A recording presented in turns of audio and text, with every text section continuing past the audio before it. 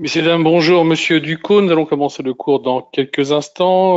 Tout d'abord, j'aimerais avoir la certitude que tout le monde me voit et m'entend. Si c'est le cas, vous avez un chat en haut à droite de votre écran pour répondre à cette question et me dire que vous m'entendez, que vous voyez bien mon écran avec la souris qui bouge sur cet écran. Le chat doit se retrouver normalement avec un petit trait rouge ou une flèche rouge sur le côté en haut à droite. Je vous laisse une petite poignée de secondes et je reviens vers vous pour commencer le cours tout de suite.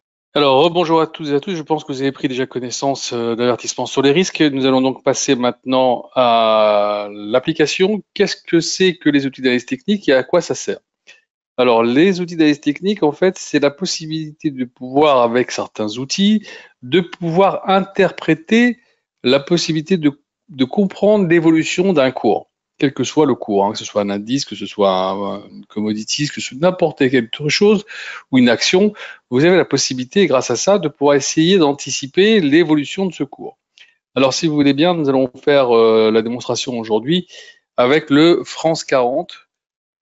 Le CAC 40, en fait, mais chez nous on l'appelle le France 40 depuis peu. Voilà, ouvrir graphique. Alors, on va laisser déjà je vous montre déjà comment on fait pour reparamétrer un graphique. On clique droit dans le graphique, on fait propriétés. L'arrière-plan, moi je vais vous mettre en kaki. Le texte en noir. La grille, on met en kaki, comme ça disparaît, on n'en a pas besoin. La barre haussière en bleu. La barre baissière en rouge. La bougie haussière, le même bleu, et la bougie baissière, le même rouge. Le reste, on ne touche pas, on fait juste OK. À partir de là, on va se mettre en D1, en daily, c'est-à-dire en journalier. On va se mettre en bougie japonaise, candlestick, vous avez trois ici. Ici la courbe, la candlestick ou les bâtonnets. On se met en candlestick, je resserre un petit peu le trait pour voir un peu, effectivement. Donc, nous sommes bien en bougie japonaise. Alors, je rappelle que chaque bougie représente une unité de temps, C'est-à-dire que là, on est en daily, ça veut dire que la bougie que vous voyez ici représente la journée d'aujourd'hui. Alors, si je fais un petit peu de zoom dessus, vous voyez, aujourd'hui, je mets ma souris dessus. On a ouvert à 6442. Au plus bas, on a fait 6894. Au plus haut, 6958. Et là, actuellement, on met ici, on appuie sur la petite flèche, on est à 6940. Donc, on est un peu comme l'ouverture, mais quand même avec un point bas. On est toujours en dessous de la clôture d'hier, ce qui prouve quand même qu'on est encore dans une situation assez compliquée. Alors, évidemment, la géopolitique bat son plein, en plus de tous les problèmes qu'il pourrait y avoir dans l'économie. Tout à l'heure, à 18h, 18h française, vous avez un discours de Powell, peut-être qu'il donnera quelques indications, on verra, qui pourrait faire peut-être bouger un peu les marchés. En tout cas, pour l'instant, ce qui focalise l'attention de tous, c'est bien ce qui se passe en ce moment au Moyen-Orient. Alors, comme je vous disais tout à l'heure, les outils d'analyse technique, c'est pour essayer d'interpréter les cours. Donc là, on est sur le France 40. Première des choses qu'on fait quand on fait un graphique, c'est d'abord de dessiner les couloirs. Alors, comment on fait pour dessiner un couloir? C'est assez simple, hein. On prend par exemple ici le haut ici du couloir, là, voilà. On va essayer de prendre les points les plus importants. On va laisser les excès ici qui ont été faits. Je clique dessus. Là où il y a trois petits carrés, c'est pour la pente, vous voyez. Voilà. Et là où il n'y en a qu'un seul, c'est pour la parallèle. Alors on pourrait le prendre ici, évidemment. Voilà, ce qui pourrait dire, voilà, 1, 2, 3, on est quand même plutôt pas mal. Mais on peut essayer un petit peu d'extrapoler un peu et peut-être aller chercher un point qui peut être un peu plus solide. D'ailleurs, c'est un peu le départ de la hausse qu'on avait eu ici. Si on prend là, on a tous les points. Là, ici, vous voyez même le départ de cette petite hausse. Donc ça, c'est le point, à mon avis, le plus solide à aller chercher. Donc on va laisser celui-ci en place. On va quand même mettre celui-ci aussi en visuel. Comme ça, on aura un autre point de démarrage éventuel de s'il y a une cassure. On pourra se dire que s'il y a cassure, la possibilité d'aller chercher le deuxième trait qui est derrière sera très important. Donc on va laisser comme ça pour l'instant, juste pour pouvoir regarder un peu l'évolution. Maintenant qu'on a fait ça, on a la possibilité de mettre ce qu'on appelle les supports et résistances. Alors évidemment, les supports et résistances, on va regarder ici. Vous voyez ici, là, là, forcément. Vous voyez, là, là, là, c'est important. Bah, ici, forcément, c'est le point bas ici qu'on avait. Voilà, on a mis quelques points intéressants. On pourrait en mettre d'autres, évidemment. Je vais pas les rajouter pour la simple et bonne raison que tout à l'heure, je vais vous montrer un instrument qui s'appelle Fibonacci, d'accord, et qui va en fait prendre en partie ou en grande partie l'ensemble des traits que j'ai déjà mis là. Ils seront incorporés dans Fibonacci, d'accord. Donc maintenant que j'ai fait ça, que j'ai mis déjà quelques éléments, on voit bien qu'on est dans une situation d'un marché bien baissier, ok. Donc maintenant on va dans insertion, indicateur, et on va dans trend. Bollinger Band, je vous laisse le temps de regarder un peu la façon dont je fais pour y arriver. Ok, quand vous avez fait ça, vous cliquez sur Bollinger Band, et là vous ne touchez pas la programmation, la couleur si vous voulez ici, ou la grosseur du trait, et vous faites OK. Et là, vous voyez, les bandes de Bollinger viennent s'inscrire sur le graphique. On est bien dans cette première, on va dire dans ce premier couloir, hein, qui l'encadre bien, mais on est vers le bas du couloir, avec un petit excès ici. Donc, on va voir un peu comment ça évolue. Maintenant que j'ai mis ça, qu'est-ce que c'est que les bandes de Bollinger? Les bandes de Bollinger, c'est une moyenne mobile de 20 jours, d'accord? Moyenne mobile de 20 jours qui est là et au milieu, avec des écarts types qui sont calculés, qui nous donnent la possibilité d'anticiper, on va dire, l'évolution des cours, en disant que si ça vient taper le haut ou le bas des bandes qui l'encadrent, on va normalement avoir des retours. Normalement, là, on est censé avoir un retour. C'est pas toujours le cas. Comme en ce moment, on est dans un marché assez baissier, c'est pas toujours le cas, donc il faut faire attention. Vous voyez là, on a tapé ici, hop, retour derrière. On tape en haut, hop, retour vers le bas. Donc, ça se vérifie souvent, mais pas tout le temps. Alors évidemment, il y a des moments où, avec ce qu'on a connu ces derniers jours, notamment au niveau proche-oriental, ça peut un peu perturber des graphiques. Mais à un moment donné, ça reprend son droit. Donc là, maintenant qu'on a vu comment ça fonctionnait au niveau des bandes de Bollinger, on va continuer, on va dans indicateur, oscillateur, et on va dans Relative Strain Index, c'est-à-dire les RSI. Les RSI, qu'est-ce que c'est? Alors, voilà, on ne touche pas à la programmation, la couleur ou le trait, voilà. On va réduire pour ne pas prendre trop de place. Les RSI, c'est en fait un rapport entre les moyennes des hausses et les moyennes des baisses des 14 derniers jours, qui vont vous donner ce petit graphique qui oscille entre 0 et 100. Alors, comment ça se lit? Quand on est proche des 30 ou en dessous de 30, marché qui est en survente. Quand on est proche de 70 ou au-dessus de 70, marché en surachat. Là, comme vous voyez, on est en train de flirter avec les 30. On pourrait se dire que normalement, on est dans un marché, vous voyez, un petit peu survendu. Mais tout ça n'a de sens que si on n'avait pas, comme je vous l'ai dit encore tout à l'heure, les petits problèmes que le monde connaît actuellement. Donc si on casse ici, normalement on devrait, peut-être on peut très bien casser ici pour aller un peu plus bas, mais ça sera peut-être une zone où on peut se dire, allez, un petit rebond est possible. Mais encore une fois, ça va dépendre encore des situations qu'on va avoir et peut-être même aussi du discours de tout à l'heure de Monsieur Powell. Alors une fois que vous avez terminé ça, que vous avez mis tout ça en place, on va chercher un deuxième élément. On va dans indicateur, on va dans oscillateur et on va aller sur MACD. MACD, voilà, je vous laisse le temps de regarder. Je clique sur MACD, touche pas à la programmation, OK. Là, les MACD viennent de s'inscrire en bas de l'écran.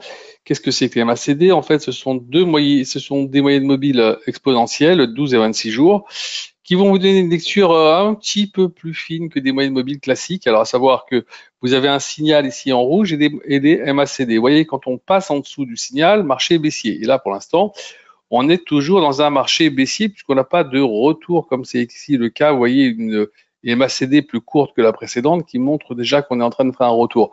Là, pour l'instant, c'est toujours un marché qui appuie.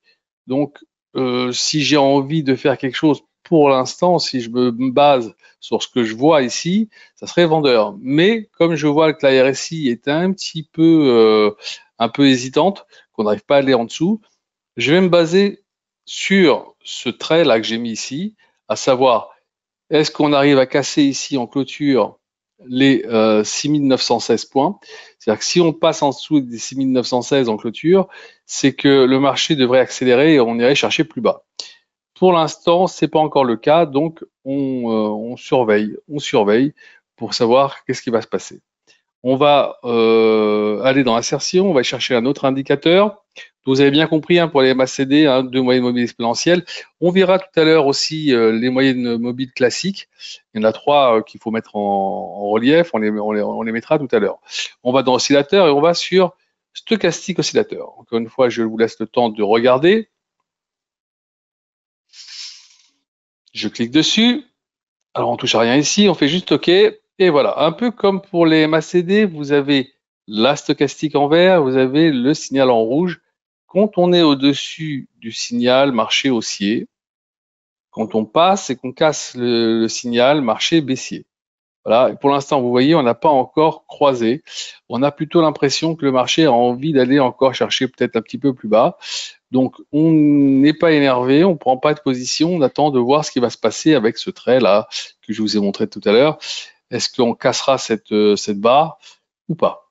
En tout cas, pour l'instant, les MACD plutôt vendeurs. Ici, ça se cherche. En tout cas, on voit qu'on hésite. On n'arrive pas à décroiser pour rebondir.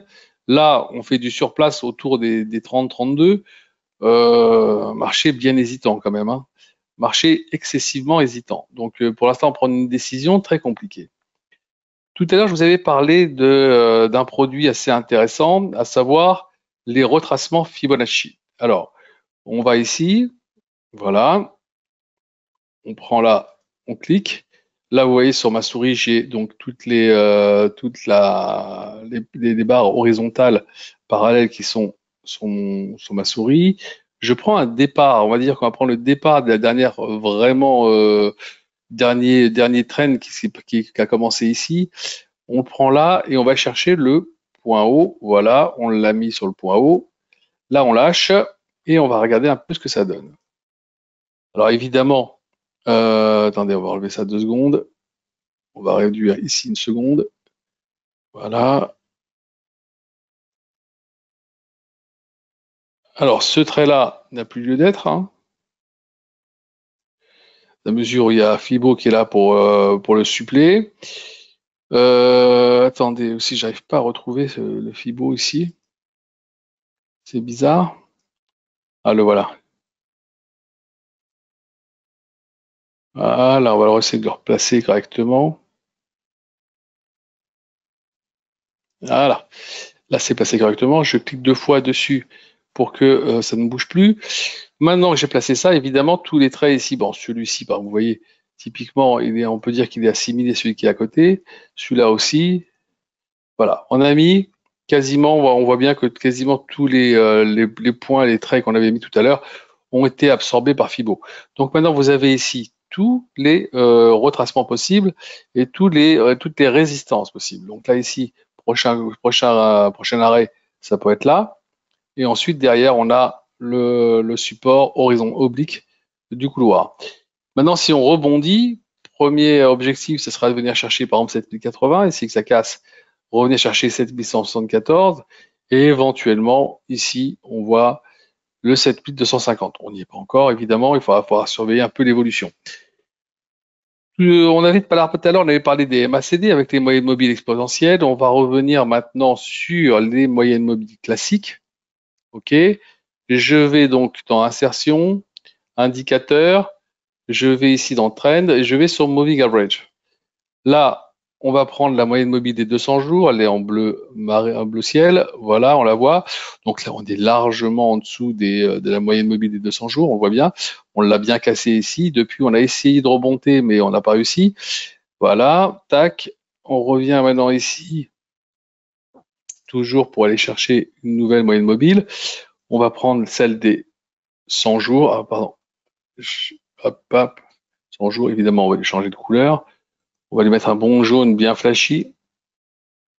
Voilà. Alors, vous voyez, la 200 jours et la 100 jours, elles sont quasiment superposées.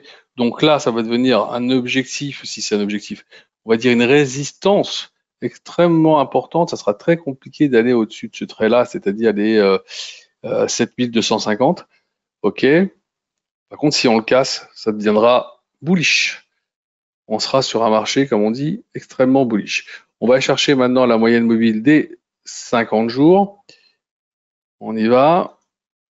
On va voir un peu ce que ça nous dit, comment ça nous parle. On va lui mettre une petite couleur intéressante, celle-ci, je sais pas, non, un petit verre bouteille. Voilà. Voilà. Donc, vous voyez, elles sont quasiment toutes dans le même registre, dans le même coin. D'accord. On est bien en dessous de toutes ces moyennes mobiles. Ça prouve quand même qu'on a quand même cassé un peu le jouet, hein. La dernière fois qu'on avait cassé ces 3 moyennes mobiles, on peut regarder un petit peu en arrière. Voilà, par exemple ici, on a été quand même nettement en dessous, hein. Vous voyez, on a mis longtemps avant de repasser au-dessus. Et quand on l'a cassé les 3, on voit bien qu'on a été nettement en dessous. Donc attention à une accélération possible, hein, pour X raisons, je ne sais pas. On verra des raisons qui seront sur la table très prochainement. Ça peut être la Fed, ça peut être autre chose. Là, ici, j'ai envie de dire que l'objectif premier, ça sera celui-ci. Ensuite, ça sera ici l'oblique. Et ensuite, vous avez tous les traits qui sont là et des objectifs possibles. Alors, pour ne pas avoir à faire à chaque fois votre graphique, hein, ce qui serait très embêtant quand même, je vous le concède. Alors, qu'est-ce que vous faites? Vous allez ici, dans Enregistrer modèle. Là, vous tapez ici France 40, vous sauvez, et vous allez avoir votre modèle qui va être dans les lexiques. Et vous aurez un onglet qui sera sur votre PC. Donc, à chaque fois que vous allez ouvrir, vous aurez accès directement à votre graphique, vous pourrez suivre l'évolution. Ça, c'est quand même assez agréable de pouvoir suivre à chaque fois l'évolution des cours sans avoir à refaire systématiquement votre graphique. Je vois si j'ai oublié quelque chose. Non, alors évidemment, il y a beaucoup d'autres produits, hein, qu'on pourrait essayer de mettre sur le graphique, mais je veux pas surcharger non plus. Je veux pas non plus que ça devienne très compliqué à essayer de lire. Hein, vous avez les alligators, vous avez Ishimoku, vous avez les points pivots. Là encore que les points pivots, on les envoie régulièrement le matin sur le morning meeting pour ceux qui ont accès, qui reçoivent. Si vous ne le recevez pas, demandez à votre gestionnaire de compte et il vous mettra sur la liste pour recevoir le mail. Les points pivots, c'est intéressant parce que ça vous donne, comme c'est en daily qui sont calculés, ça vous donne le point sur lequel, si on est au-dessus ou en dessous, vous avez des supports et des résistances. C'est-à-dire que si on est en dessous du point pivot, donc vous allez avoir les 3 supports à surveiller. Et si on est au-dessus, vous allez avoir les 3 résistances à surveiller. Ça peut être très bien pour commencer la journée et voir un peu comment ça se passe. Je vous invite à vous inscrire pour les prochains webinaires. À bientôt.